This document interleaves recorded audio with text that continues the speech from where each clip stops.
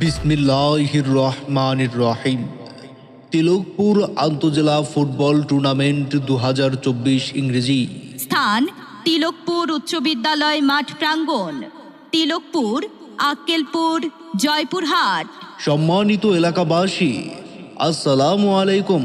হ্যাঁ, খেলাধুলাই পারে যুবক সমাজকে মাদক মুক্ত রাখতে।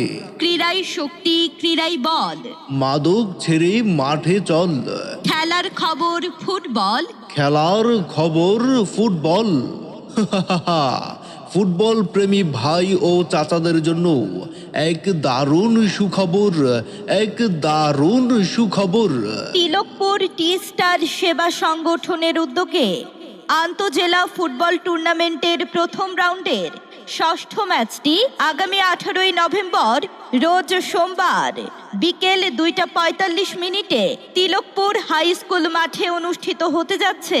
তিলকপুর টি স্টার সেবা সংগঠনের উদ্যোগে আন্তজেলা ফুটবল টুর্নামেন্টের প্রথম রাউন্ডের ষষ্ঠ ম্যাচটি আগামী 18ই নভেম্বর রোজ সোমবার বিকাল 2:45 তিলকপুর হাই স্কুল মাঠে অনুষ্ঠিত হতে যাচ্ছে।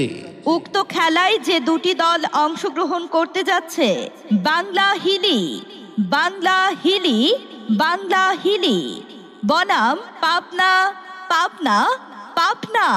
উক্ত খেলায় যে দুটি দল অংশগ্রহণ করতে যাচ্ছে, বাংলা হিলি, বাংলা হিলি, বাংলা হিলি বনাম পাবনা, পাবনা, পাবনা।